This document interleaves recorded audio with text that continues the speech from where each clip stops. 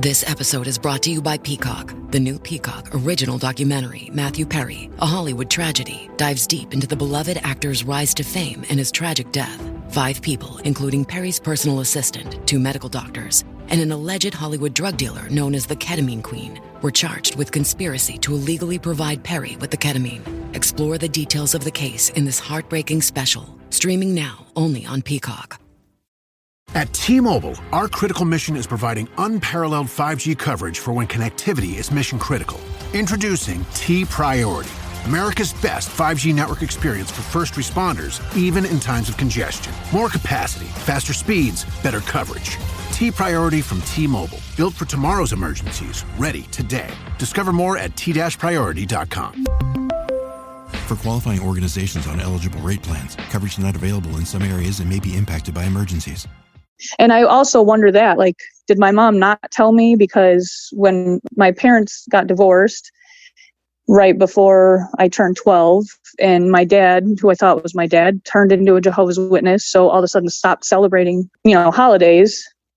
So that was, I just had it. I feel like with puberty and all of that, it was just not a good time to be telling a teenager that. So I feel like at the same time, she shouldn't have told me when I was a teenager, because I wouldn't have been able to handle that information. So that's why I don't have any animosity towards her, because I can't say that I would have done it differently, because I don't know what I would have done if I was in the same situation. Imagine spitting into a tube, sending off your DNA, and unknowingly turning your life upside down. For me and thousands of others, this is our reality. I'm your host, Alexis Auerselt. In July of 2021, I discovered that I am an NPE, someone who has experienced a non-paternal event. In other words, my biological father isn't who I thought he was. This podcast shares the journeys of people who were shocked by a DNA discovery, mostly through modern DNA testing. We're telling the stories of NPEs, adoptees, and donor-conceived people and their families. This is DNA Surprises.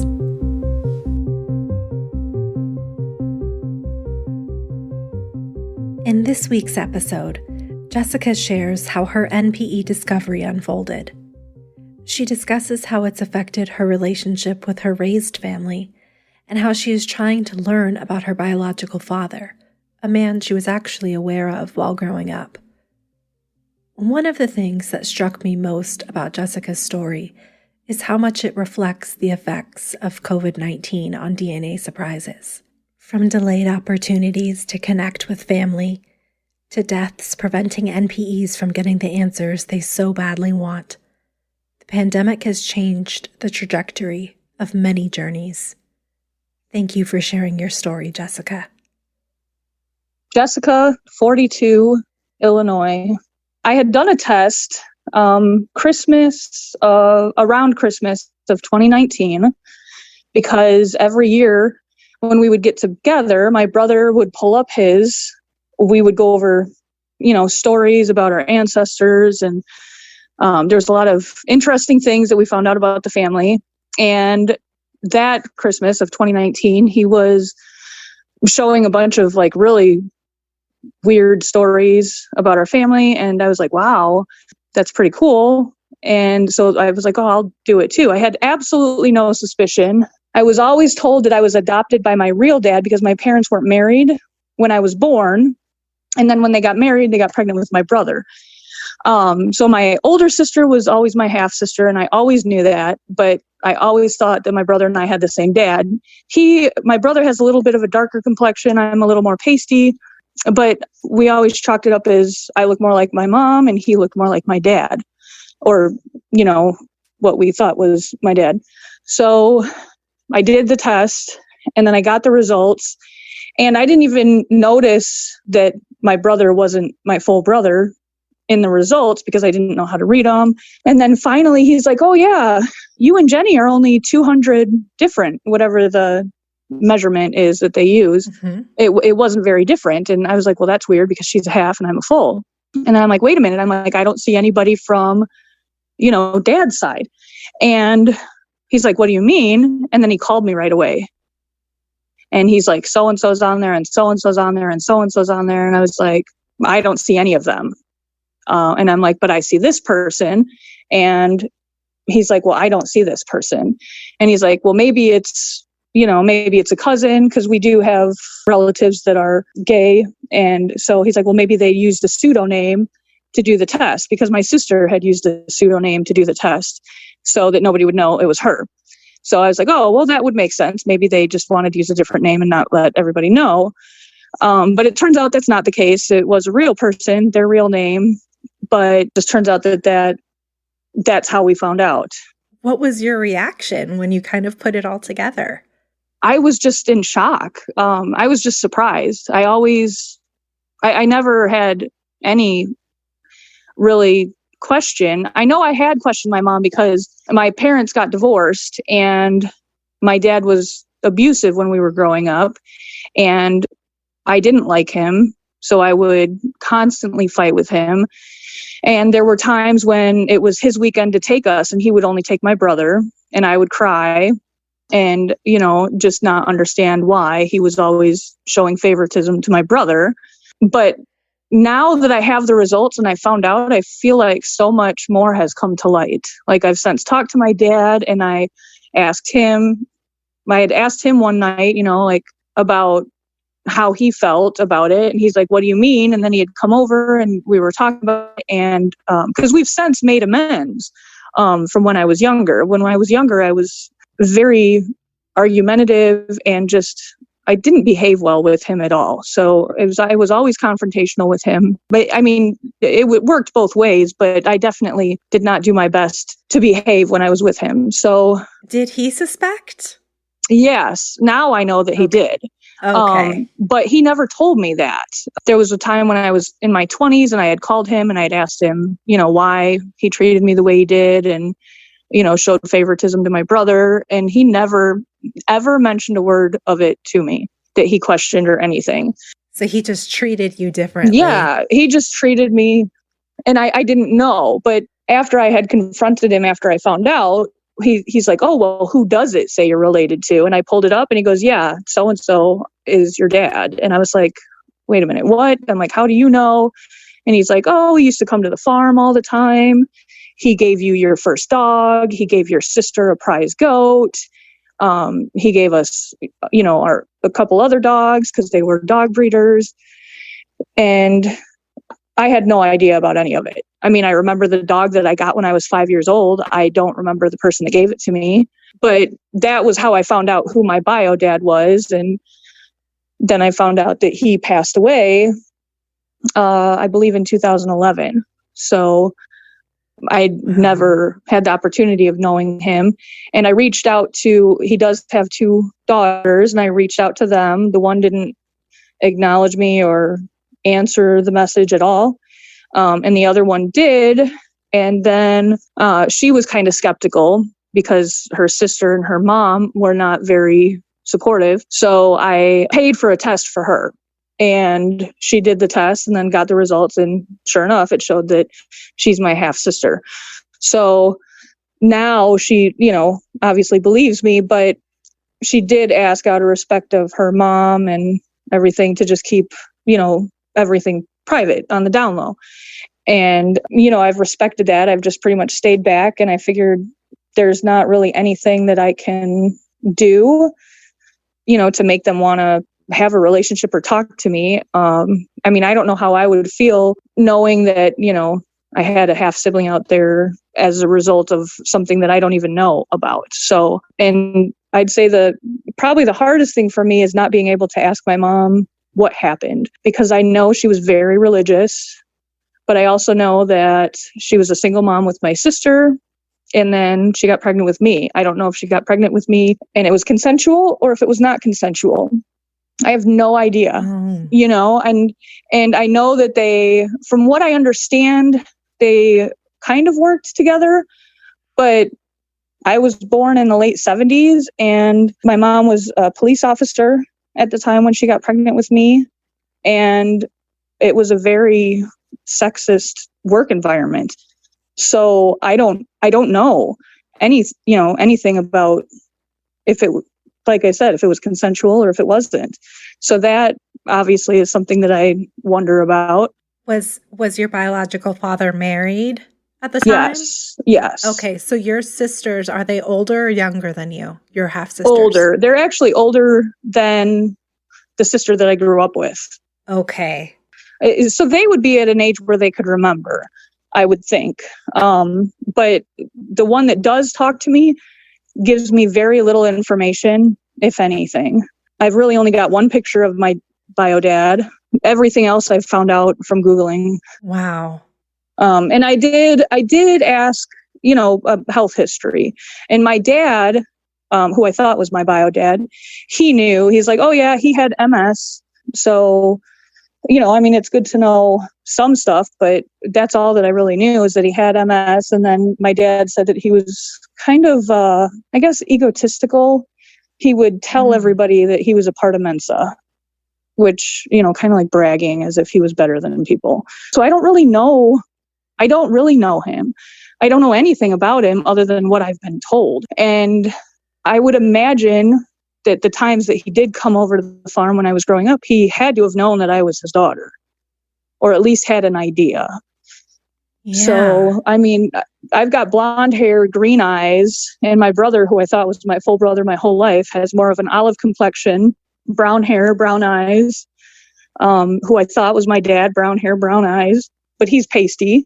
And then my mom, she had like kind of a red hair, blue eyes, and, she was pasty too. So I really never thought anything of it. People, when my brother and I were growing up, would say, oh, are they twins?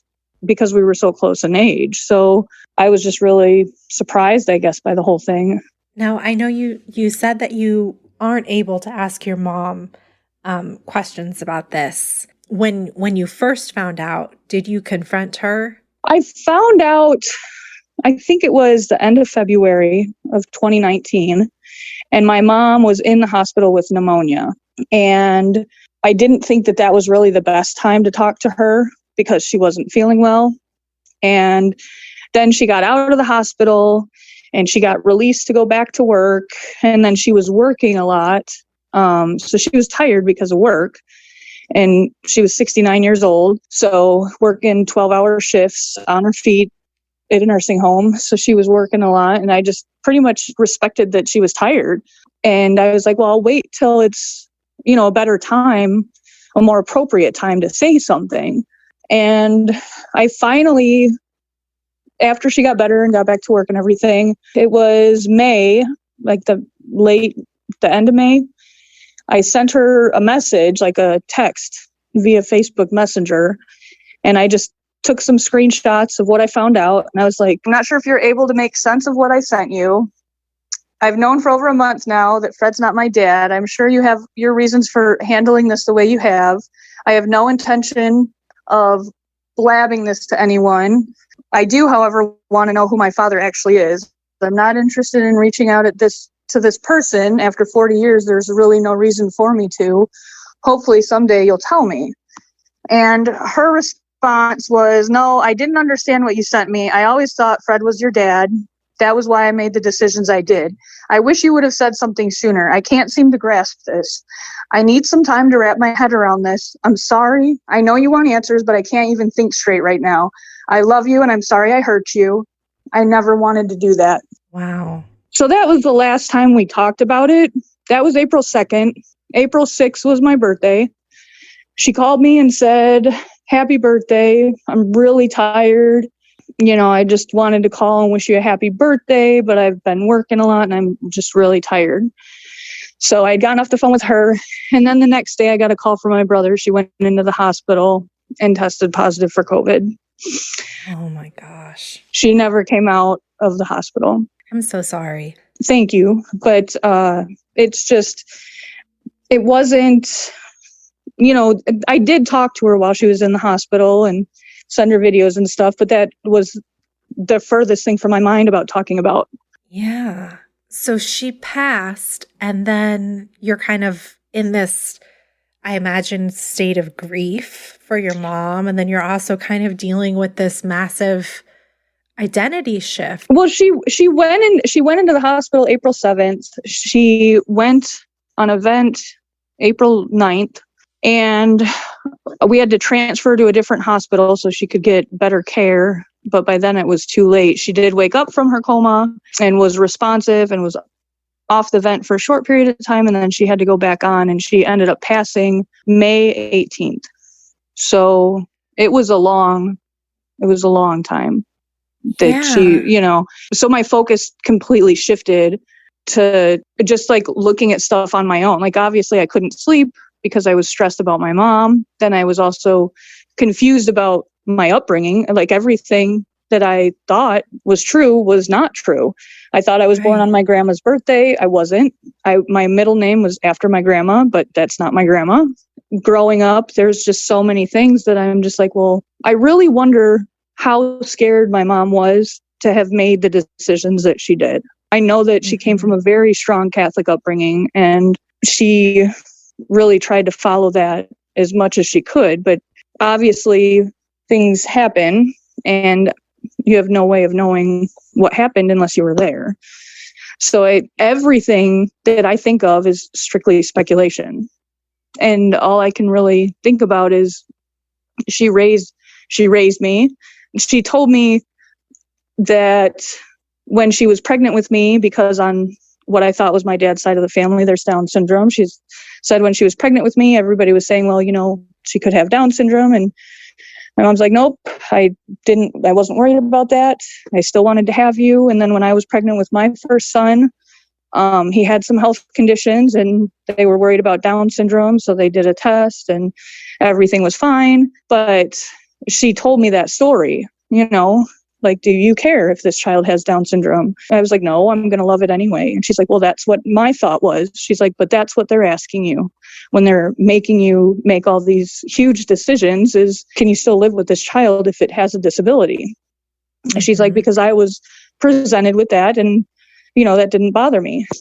I know that I feel like a lot of people have a lot of resentment towards their mom for lying to them, but their mom is not my mom.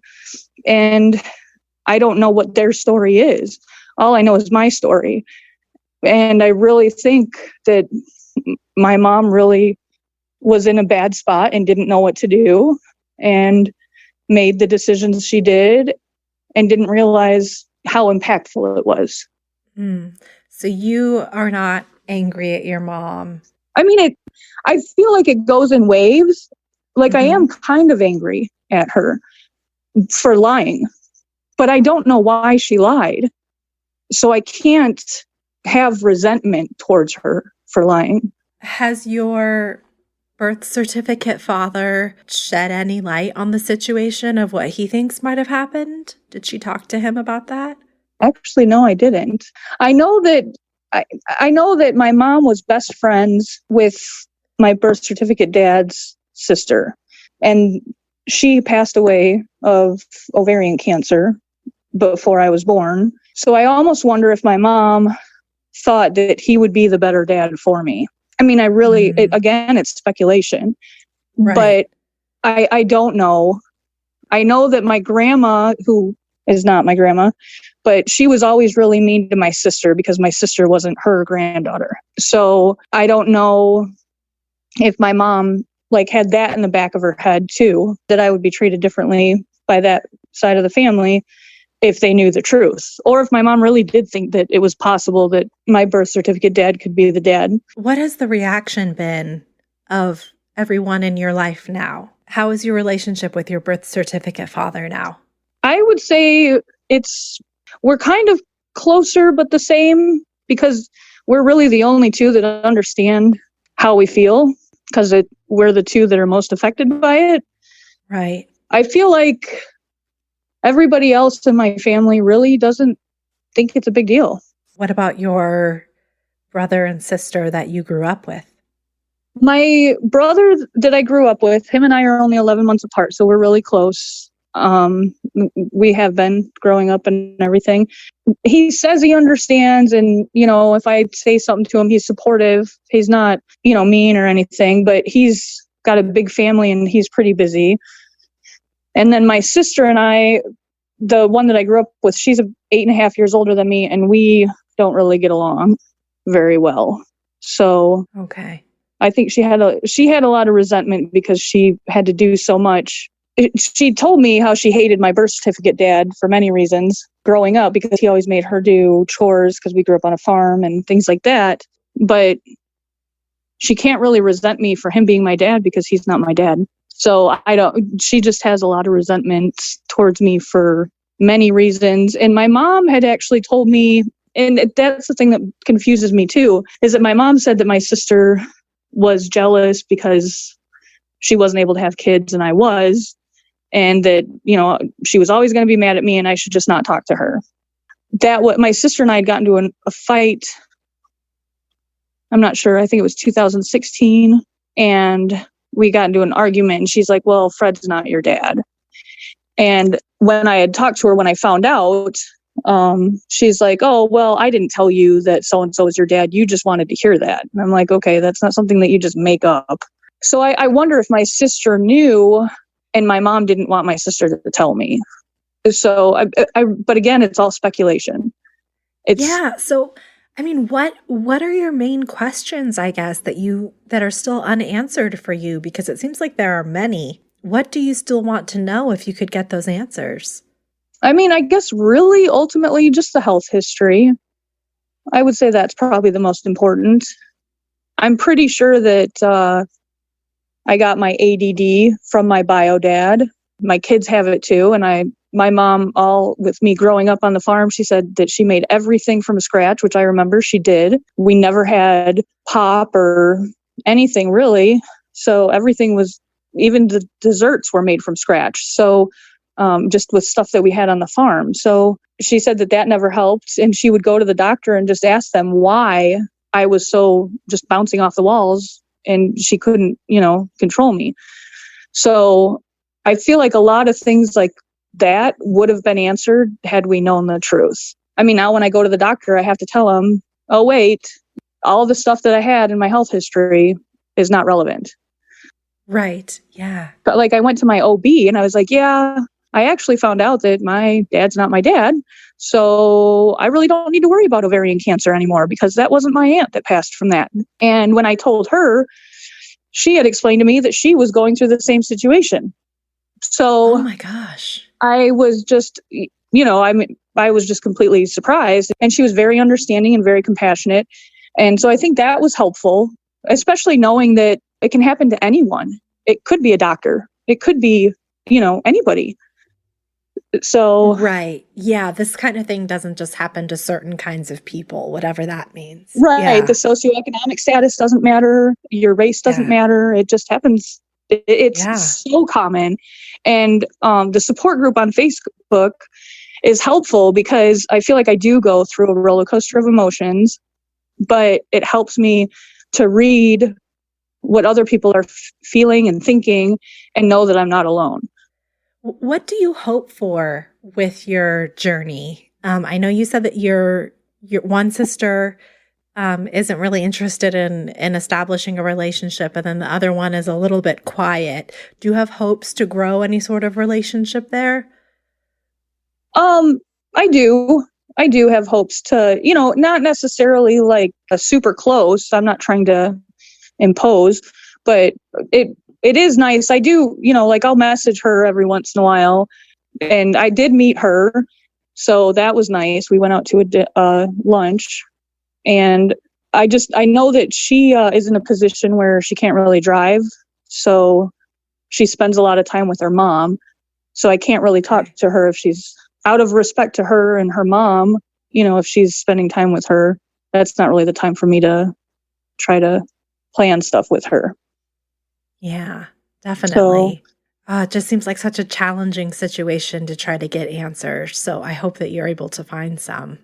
Well, thank you. Hopefully I will be able to, but if not, I mean, I know that I'm fortunate enough I've got my kids. I can try and, just teach them the importance of honesty.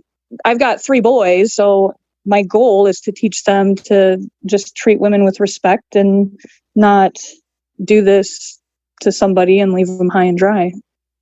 Yeah. Did you tell them What happened? I've told my oldest, but I haven't told my younger two because my younger two are 8 and 10, but my oldest is 22. So I've told him because he's, at a time in his life where he can understand.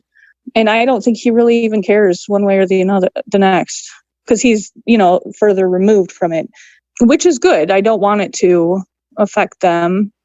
At the same time, I definitely give praise to my dad that's on my birth certificate, because he did, especially with me when I was younger, I never would have known that he felt that way, because he never like verbally said anything like, you're not my kid, or, Mm-hmm. So, I mean, that shows a lot from him too, Right. So one question I have, though, is what have you learned about your biological father? I mean, you said that you haven't gotten a ton of information from your sister, but you found some things through Google. Have you found anything interesting? I mean, not so much about my father. There's really not much on him. I know that he had a brother, but other than that, I don't really, I know that they've both passed away, but other than that, I don't really know anything about them. So I think he liked horses, but I know he bred dogs, and I guess he was an insurance salesman, but he also was on the police department. So I'm not really sure.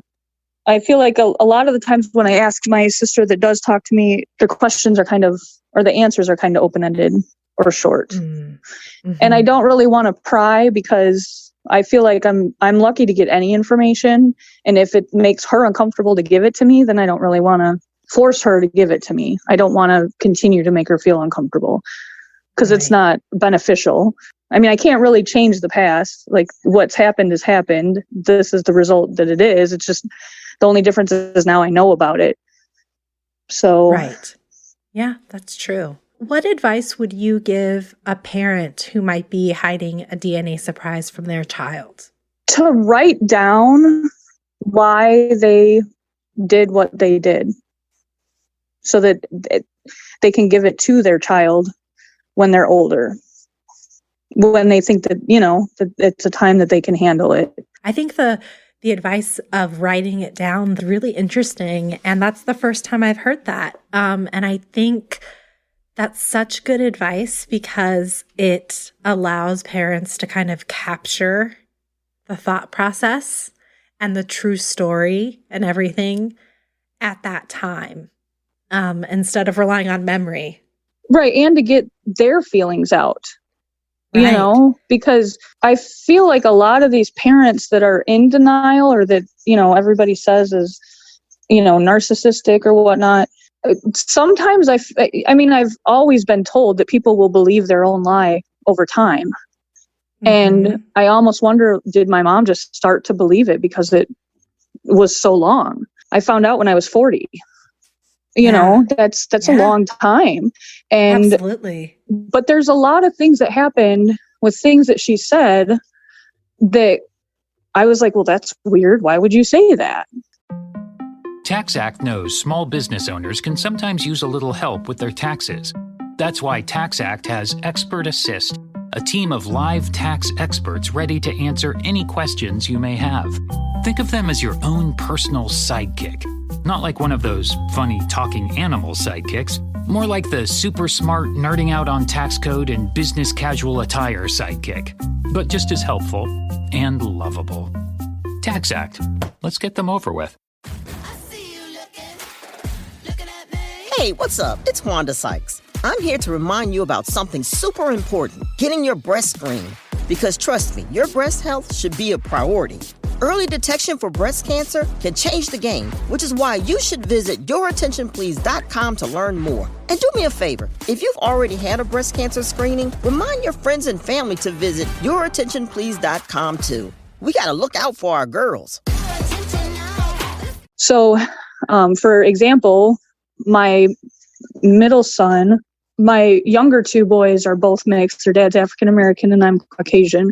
And when my middle son was born, he was born Caucasian.